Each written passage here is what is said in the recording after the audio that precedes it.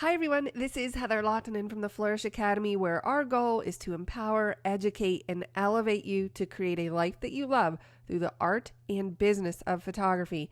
In this video, we are going to address quarantine hair, but first, please check out our sponsor, YM Camera, for all of your photography needs. And if you're enjoying these videos, please subscribe, leave a comment, and share with your photographer friends. It really helps us to produce more videos.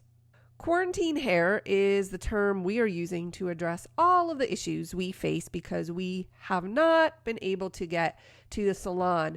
I'm going to address several issues on a few different photos, and I've listed the timestamps below if you'd like to jump to a specific issue. Let's begin with this photograph. So in this case, her roots are actually much lighter than the color of her hair. Let's begin by pressing K on the keyboard in order to access the adjustment brush. I'm going to hold down Alt or Option and just reset all of these sliders. I'm going to press O on my keyboard so that I can show the mask overlay. I'm going to make my brush a little bit bigger with my right bracket key, and I'm just going to brush over these roots, maybe not all the way to that edge because I kind of want to blend that in, so I'm going to be careful. And let's increase our flow a little bit just so we can have a little bit more of that brush stroke. Okay, O in order to remove the overlay.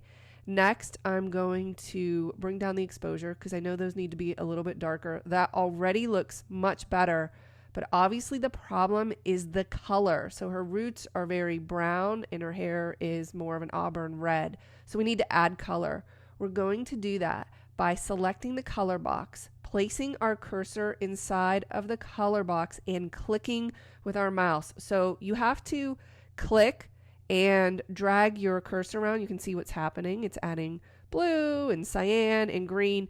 But the trick here is you have to keep your mouse clicked and then drag it over to the image on a color you wish to select. So I just want to make sure I have this kind of red auburn color right about there. I'm going to release, and that's the color I have. So now I can close this and I can continue to build up this adjustment just by brushing over. Now I purposefully left my flow down. It's not all the way at 100 because I want to be able to blend this in to the surrounding areas. And I feel like that looks really good, but I'm wondering if we need to pull down on that exposure just a little bit more. Let's zoom back out and turn this adjustment off and then back on to make sure we're going in a good direction. I think that looks amazing. Maybe when you first saw this photo, you thought, oh, it doesn't look that bad. But when you see it fixed, you realize how much of a difference it makes.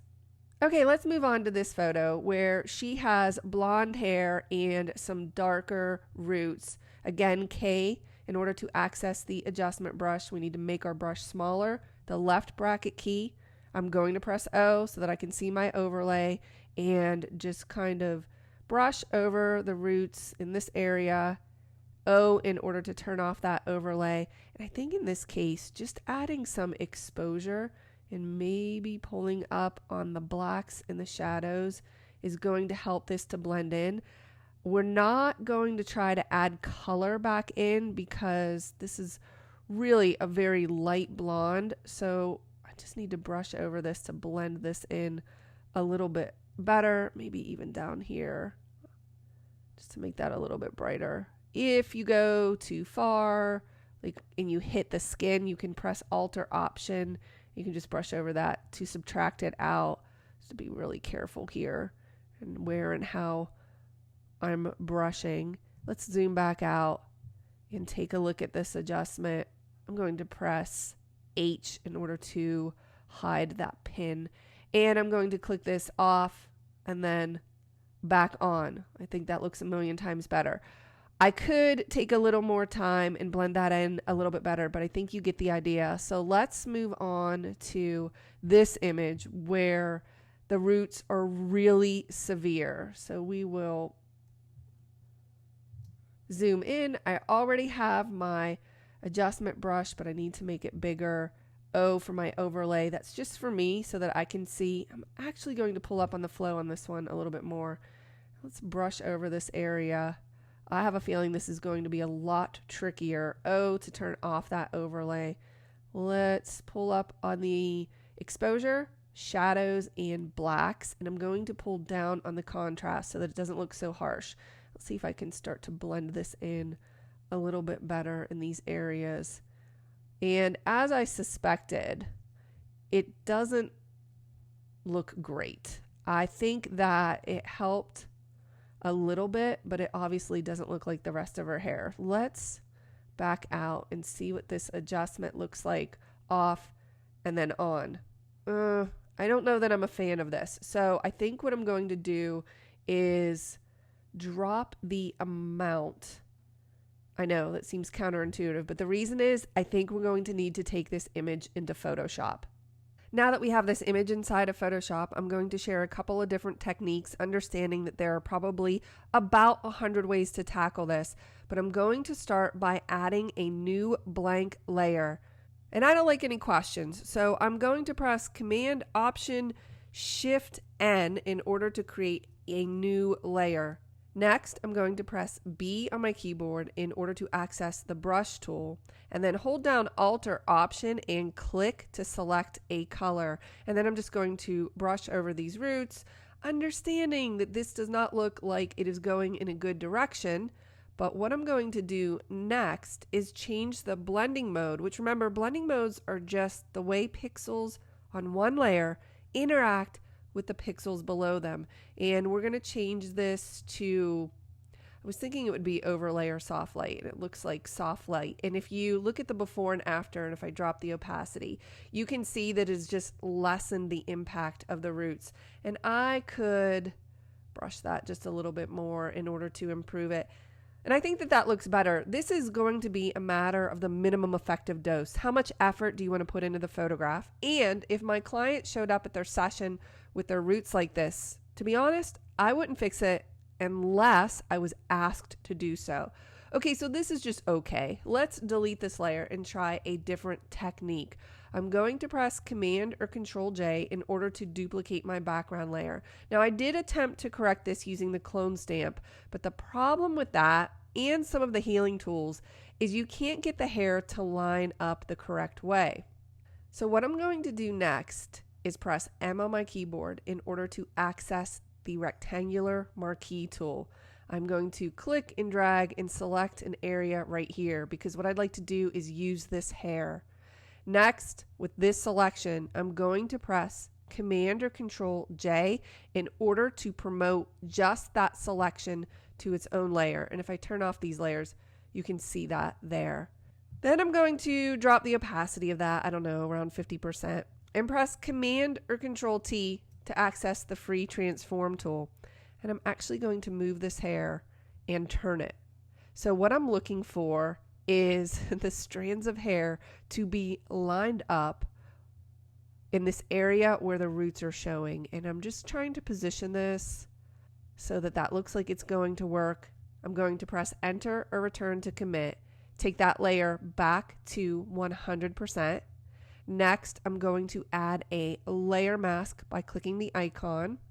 I would like to fill that with black, and since my background color is black, I can press the keyboard shortcut Command Delete, that's Control Backspace, and it fills that layer mask with black.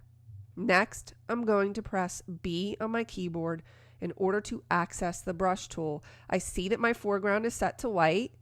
I have other videos teaching all about layer masks and how to use them. So I'm going to just brush over this area, and you see what I'm doing is I'm revealing that hair. It doesn't look great at opacity of 100%, but if I drop it down a little bit, and maybe if I drop the opacity of the brush, I can actually start blending it into the hair around it. Whoa, I have to be careful about grabbing that part. Let's pull that opacity back up a little bit. So I like the way this is headed. I just pressed X on my keyboard so I could get rid of this because you can see, let me show you what this looks like. If I turn this layer off and on. You see what I've done there? Well, I've gone too far right about there.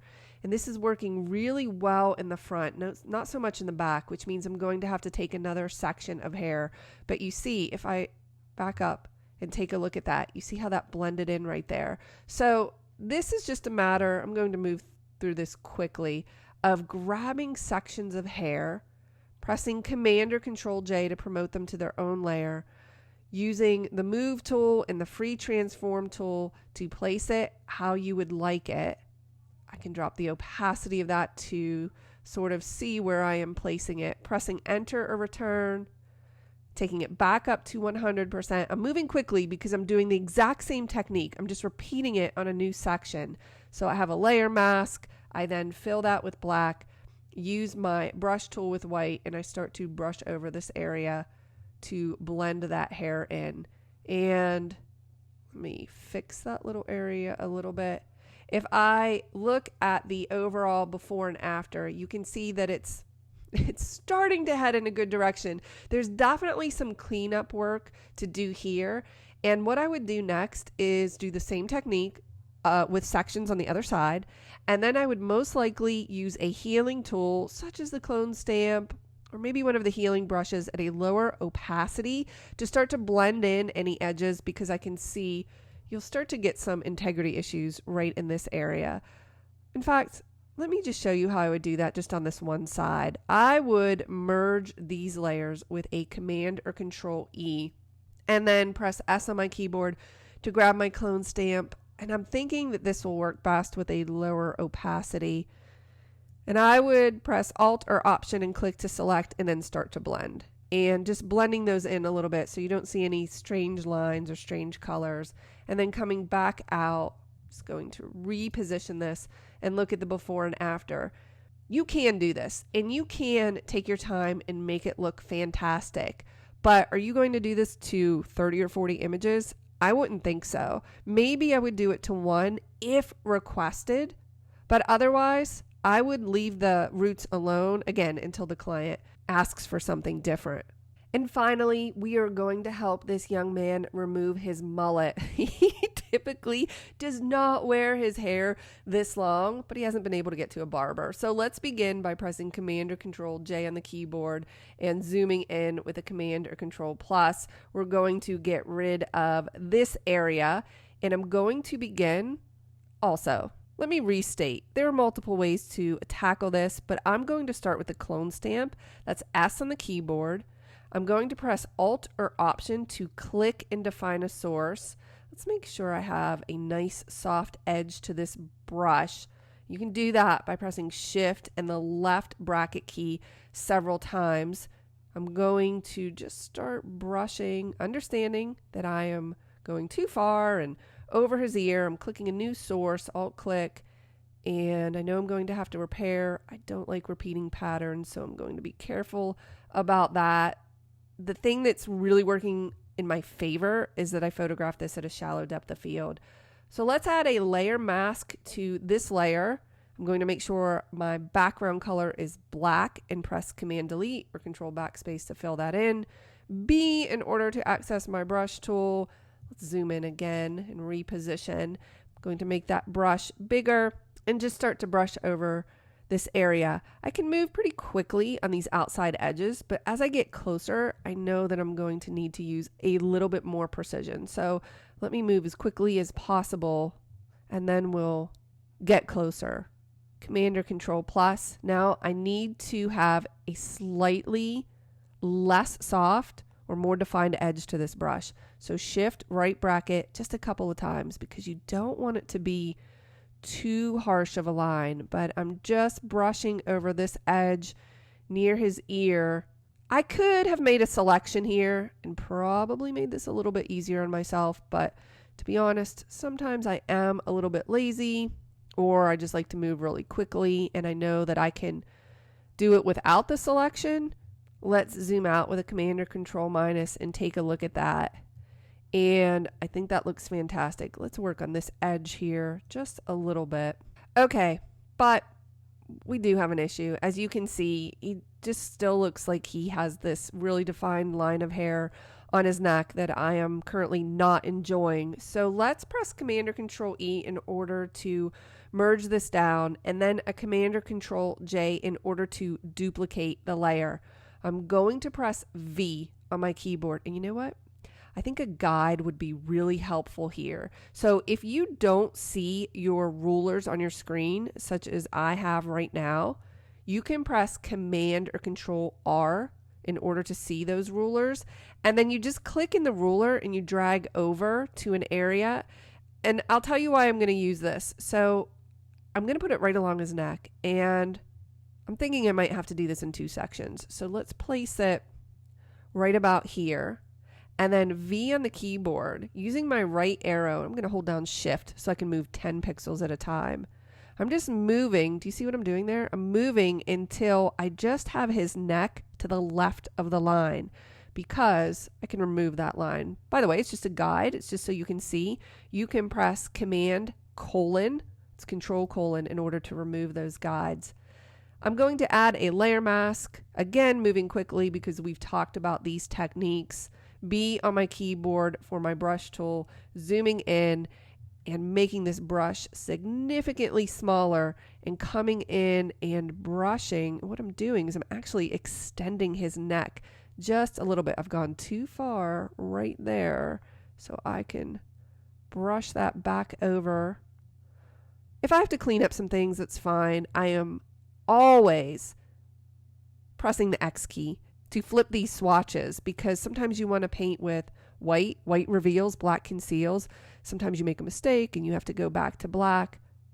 I think that looks pretty good, but we won't know till we zoom out and look at the before and after. I did make his neck a little bit wider. I don't think that's a problem. I do see some integrity issues there. So let's flatten this with a Command or Control E, duplicate that layer again, and zoom in and just really quickly take the clone stamp, and let's drop the opacity of it down to about half.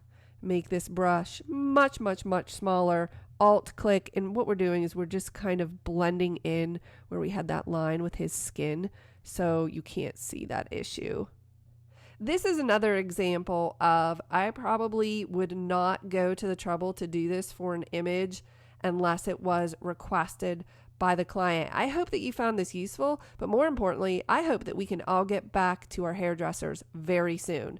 I'll see you in the next video.